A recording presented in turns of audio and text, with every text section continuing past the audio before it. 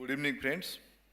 My dear friend Nilkant Misra, Martha Crawford, Mr. Andreas Kremier, Mr. Aitan Shashansky, conference participants from India and abroad, friends from media, ladies and gentlemen. At the outset, let me congratulate Gateway House and Ministry of External Affairs to launch this conference in Mumbai.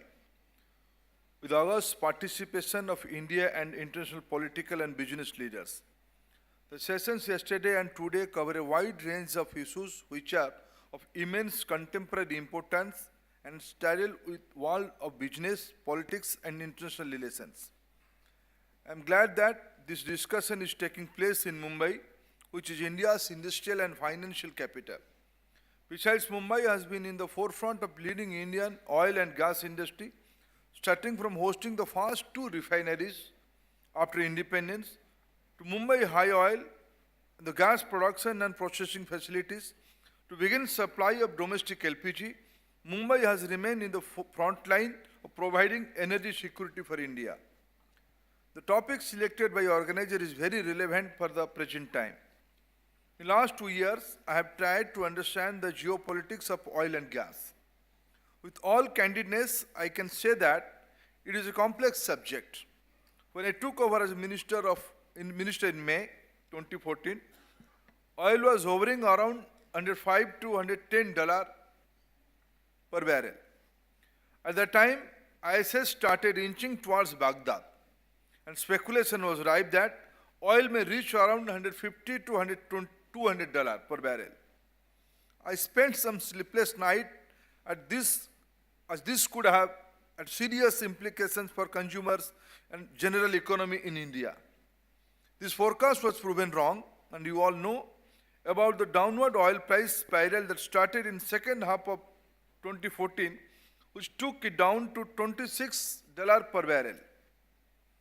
The topic of discussion of this session, the geopolitics of energy, intends to capture the current and possible future dynamics wherein the ground is shifting and goalposts and players are changing.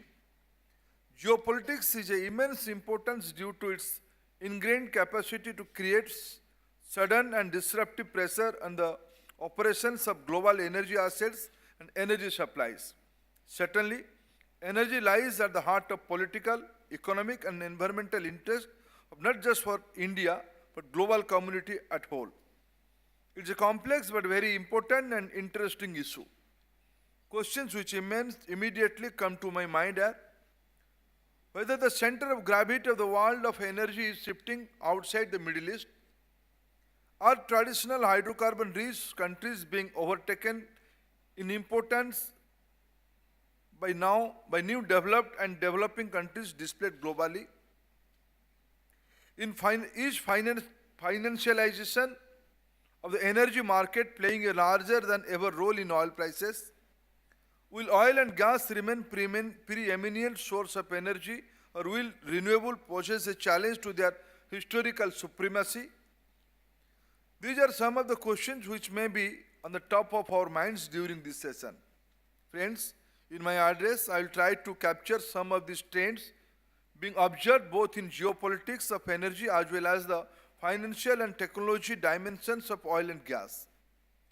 I will then speak about the impact of this change for India. I will also share on what India is doing in the face of this changing oil and gas canvas. Let me make 8 quick observations on recent development in oil and gas. First, the center of gravity of oil supply has shifted outside of the Middle East. Countries like USA, Russia, Canada, Australia, countries from Africa, Latin America, Central Asia, and few other countries have also emerged as major suppliers of oil and gas linked to a changed energy landscape.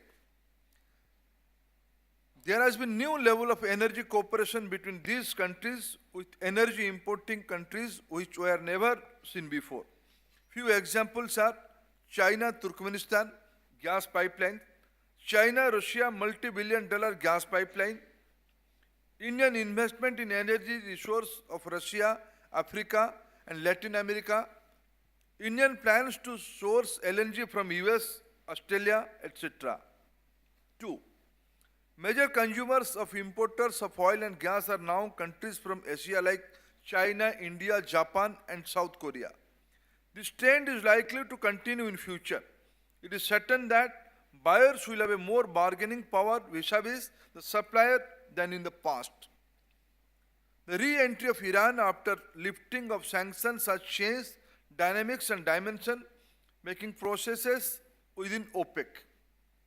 The OPEC meeting in Doha in April and Vienna earlier this month reflect the role of OPEC will play, or better said, will not play in the world of oil and in the near future.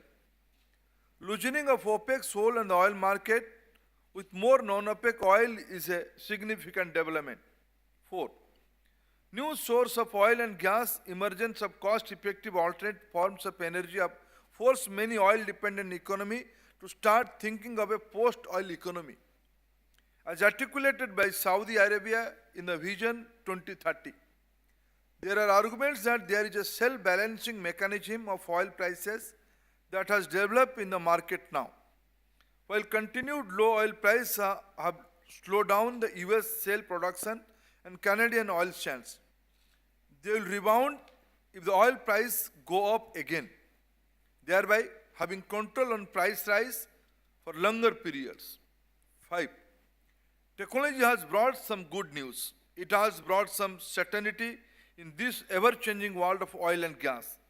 Advanced drilling, seismic and recovery technology, more accurate data analysis, efficient refining, better conservation techniques, modern pipelines, and marketing infrastructure have emerged as key drivers enabling us to extract more oil and gas. Technology has also enabled fracking, which turned the world's largest energy consumer into a potential exporter.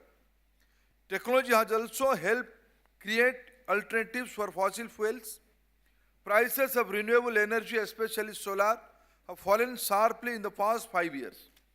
Electric vehicles technology has also improved in a big way. These technologies can end up reducing the demand for fossil fuels at a time when supply is going up. 6. Price volatility is not new to oil and gas markets. Oil prices have been on a roller coaster ride several times. Last 20 years have seen price move between $16 to $125. I do not think that the current price volatility is entirely due to supply-demand reasons. Historically, oil has very rarely obeyed the supply-demand logic. Prices have been guided by geopolitical events, particularly wars in Middle East, as in 1967 and 1973, global financial downturns like 1997, Asian meltdown, and 2008 global financial collapse, or oligopolistic decision of cartels. This time there seems to be a host of reasons for sustaining the price of such as US reaching near self-sufficiency due to shale revolution, new oil producers coming to export market, lack of unanimity within OPEC, discovery of new fossil fuel source, and financialization of the oil market. 7. Financial players with no interest in fiscal oil have been able to direct the price of oil. Hedge fund, insurance companies, high net worth investors have become active in this sector, adding more players and more uncertainty of oil prices. In the past few decades, a variety of instruments that permit speculation in oil have been introduced in form of futures, options, exchange trade funds, and derivatives. There have even been calls for policy intervention to limit financial participation. Whether financial players bring improvement in market efficiency or bring in more volatility is a moot question. I think distinguished financial market experts like Mr. Misra and panel can ably debate the relative advantage and disadvantage of this.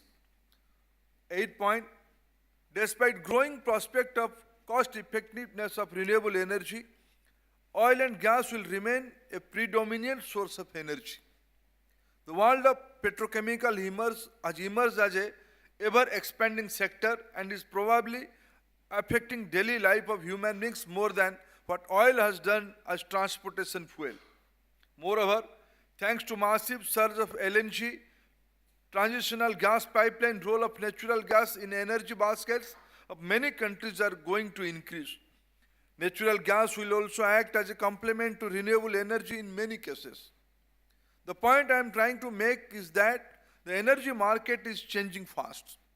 We are moving in a direction where there are growing number of sellers, role of cartels is diminishing, technology is opening new pathways, and for a change, buyers have a role in price determination.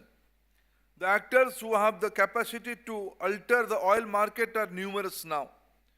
The good thing is that we are in a better situation where present price level look like new normal. Friends, India is geopolitically located in a neighborhood which is rich in resource but with several complexities. Middle East and Iran are our next door maritime neighbors, but we have not been able to get advantage from it for several reasons. We are still struggling for having short distance gas pipelines from Turkmenistan despite having mutual willingness. We remain worried about geopolitical development in Middle East, Africa, Latin America and elsewhere, while tension between Sudan and South Sudan is affecting our investment. We left our operations in many countries like Syria, Libya, and Egypt due to geopolitical disturbance there. Low oil and gas prices have benefited countries like India by reducing the import bill significantly and also reducing cost of power, fertilizer and other industrial output which are dependent on oil and gas. It has brought smiles to many faces in India. The energy sector is an important pillar of our economic aspiration.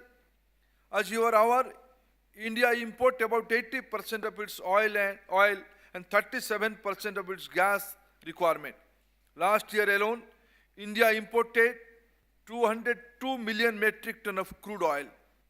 Although the per capita energy consumption of India is about one-third of global average, we are already the world's fourth largest importer of oil and gas, and projection is in energy outlooks of OPEC, IEA, and BP forecast energy consumption of India is going to increase. According to many forecasts, over 90% of growth in world energy consumption in next 20 years will come from India and China. Energy access is a fundamental requirement, and the government under Prime Minister Narendra Modi is committed to provide reliable and affordable energy to all segments of society.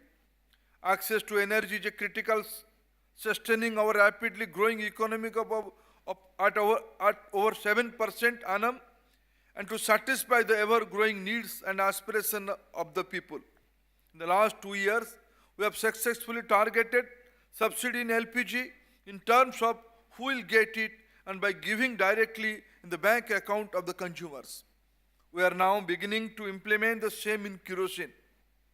LPG network is going to get massive boost in coming 3 years with the Pradhan Mantri Ujjwala Yojana, under which 50 million new BPL households will be connected with the subsidized LPG at a discounted price. Petrol and diesels are deregulated. Products and private sectors have started to reopen their retail network across India, bringing more choice for consumers.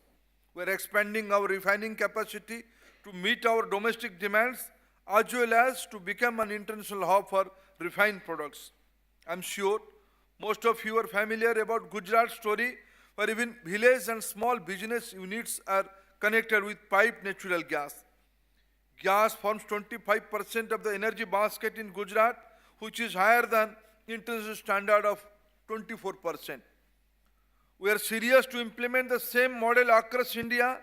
We are also in process of expanding use of natural gas in transportation segment. A robust network of LNG terminal is being planned on the east coast and few additional terminals in the west coast. Our voluntary commitment in Paris during COP21 also make it necessary to increase the volume of gas in our energy basket. There have been efforts to promote biofuels like ethanol and biodiesel in our major way. And will Prime Minister set up a challenging target of reducing 10% of our oil and gas import by 2022? We are therefore working hard to boost domestic exploration and production by modernizing our infrastructure, introducing policy reforms and ease of doing business for both public and private sectors. India has recently launched 67 discovered small fields for which bidding will commence in mid-July. These were lying unmonetized for years. The government has already announced hydrocarbon exploration and licensing policy with most progressive features in it. Bills under this policy will be launched shortly. To insulate India from the uncertainty of geopolitics and volatility, we have diversified our imports of oil and gas from various sources. We source about 85% of our oil requirement from Middle East, 58% of our oil requirement from Middle East, and 20% is from Africa and Latin America. We are also diversifying our gas sourcing. We have reformed the crude procurement process of oil PSU, thereby having huge amount in import bill. Acquisition of assets of hydrocarbon has also been priority. Our portfolio includes assets of 25 countries. Last month, ONGC Videsh acquired 15% stake in Vankor field in Russia. Our efforts at energy diplomacy are being spearheaded by Prime Minister himself.